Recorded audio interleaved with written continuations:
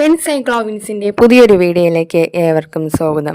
May 18 തിങ്കളാഴ്ച Shri V D Satheesan കേരളത്തിന്റെ 13ാമത് മുഖ്യമന്ത്രിയായി സത്യപ്രതിജ്ഞ ചെയ്യുകയാണ്.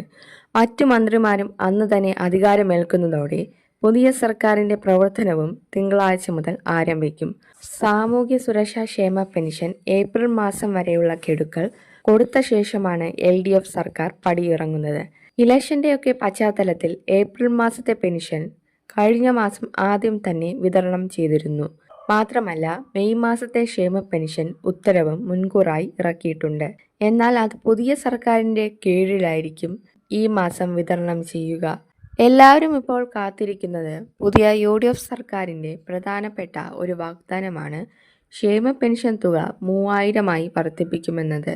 സർക്കാർ അധികാരമേൽക്കുന്ന ഉടനെ തന്നെ ആ പ്രഖ്യാപനം നടപ്പിൽ വരുമോ എന്നാണ് ഇനി അറിയാനുള്ളത്. ഇതിനോടൊപ്പം UDF പ്രഖ്യാപിച്ച സ്ത്രീകൾക്കായുള്ള സൗജന്യ KSRTC യാത്ര എന്ന പദ്ധതി ഈ മാസം തന്നെ നടപ്പാക്കുമെന്നാണ് അറിയുന്നത്.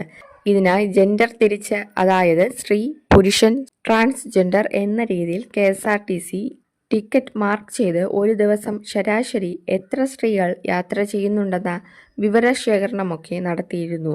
അത്തരത്തിൽ തുടക്കത്തിൽ തന്നെ ക്ഷേമ പെൻഷന് 3000 ആകുമോ എന്ന കാര്യം ഏതാനും ദിവസങ്ങൾക്കുള്ളിൽ തന്നെ അറിയുവാൻ സാധിക്കും. വരും ആഴ്ചയിൽ ചേരുന്ന മന്ത്രിസഭാ യോഗങ്ങളിൽ ഇതുമായി ബന്ധപ്പെട്ട നിർണായക തീരുമാനങ്ങൾ ഉണ്ടാകുമെന്നാണ് പ്രതീക്ഷിക്കുന്നത്. അങ്ങനെ സംഭവിച്ചാൽ വരും മാസങ്ങളിൽ പെൻഷൻ തുകയിൽ വർധനവുണ്ടായേക്കാം. അത്തരത്തിലുള്ള പ്രഖ്യാപനം വന്നില്ലെങ്കിൽ മെയ് മാസത്തെ ക്ഷേമ പെൻഷൻ 2000 രൂപ തന്നെ ഈ മാസം 25-നു ശേഷം ഗുണഭോക്താക്കളിലേക്ക് വിതരണമുണ്ടാകും. സംസ്ഥാനത്ത് ഒരു മാസത്തെ ഇടവേളയ്ക്ക് ശേഷമാണ് വീണ്ടും ക്ഷേമ പെൻഷൻ ആനുകൂല്യങ്ങളുടെ വിതരണം പുനരാരംഭിക്കാൻ പോകുന്നത്. കഴിഞ്ഞ സർക്കാരിന്റെ അവസാന കാലത്ത് കൊണ്ടുവന്ന സ്ത്രീ സുരക്ഷാ ക്ഷേമ പെൻഷൻ ഏപ്രിൽ മാസത്തെ ഗഡു കുടിശ്ശികയാണ്. അതിന്റെ വിതരണം മെയ് മാസത്തെ ഗഡുവിനോടൊപ്പം ഉണ്ടാകുവാനാണ് സാധ്യത. ഏകദേശം 16 ലക്ഷത്തിലധികം ഗുണഭോക്താക്കൾക്കാണ് സ്ത്രീ സുരക്ഷാ പെൻഷൻ പദ്ധതിയിൽ ഉള്ളത്.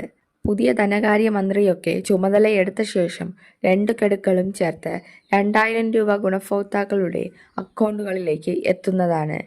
സ്ത്രീ സുരക്ഷാ പെൻഷൻ ലഭിക്കണമെങ്കിൽ 35 വയസ്സാകണം. 60 വയസ്സ് വരെയാണ് സ്ത്രീ സുരക്ഷാ പെൻഷൻ ലഭിക്കുക. എന്നാൽ പുതിയ UDF സർക്കാർ കോളേജുകളിലൊക്കെ പഠിക്കുന്ന വിദ്യാർത്ഥിനികൾക്കും സഹായം നൽകുമെന്ന് പ്രഖ്യാപിച്ചിട്ടുണ്ട്. മാസം 1000 രൂപ വീതമാണ് സഹായം ലഭിക്കുക.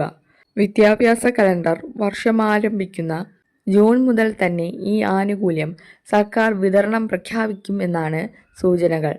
പെൻഷൻ തുക വർദ്ധിപ്പിക്കുന്നതിനോടൊപ്പം തന്നെ ഗുണഭോക്താക്കൾക്ക് അടിയന്തരമായി ശ്രദ്ധിക്കേണ്ട മറ്റൊരു കാര്യമുണ്ട്.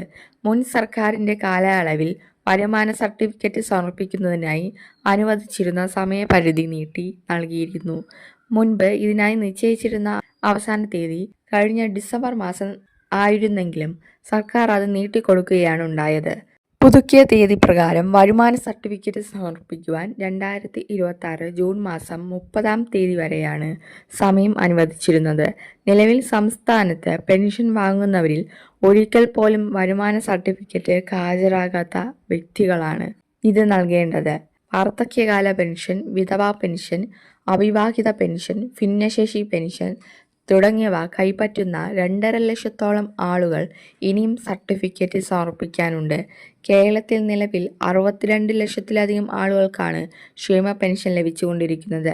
എന്നാൽ വരാനിരിക്കുന്ന ജൂൺ 30-നകം വരുമാന സർട്ടിഫിക്കറ്റ് സമർപ്പിച്ചില്ല എങ്കിൽ അങ്ങനെയുള്ളവരുടെ പെൻഷൻ താൽക്കാലികമായി സസ്പെൻഡ് ചെയ്യുവാനാണ് സാധ്യതയുള്ളത്. അതുകൊണ്ട് ഈ 2.5 ലക്ഷം ആളുകൾ പെൻഷൻ പദ്ധതിയിൽ നിന്ന് പുറത്താകാതിരിക്കാൻ സമയബന്ധിതമായി സർട്ടിഫിക്കറ്റുകൾ ഏൽപ്പിക്കണം.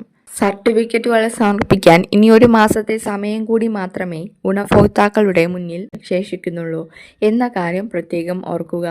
അപ്പോൾ ഈ പ്രധാനപ്പെട്ട വിവരം നിങ്ങളുടെ കൂട്ടുകാരിലേക്കും ഗ്രൂപ്പുകളിലേക്കും ഷെയർ ചെയ്യുക. നമുക്ക് വീണ്ടും പുതിയൊരു വീഡിയോയുമായി വീണ്ടും കാണും വരെ ഗുഡ് ബൈ.